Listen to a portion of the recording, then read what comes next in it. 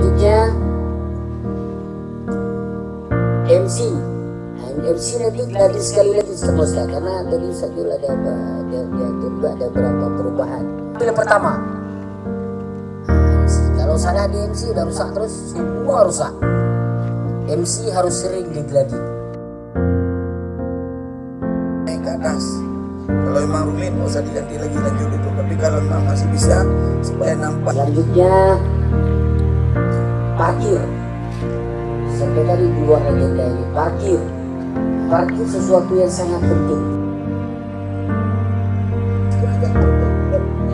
Kita sudah menonton acara di Gladi pertama, kedua, dan ketiga.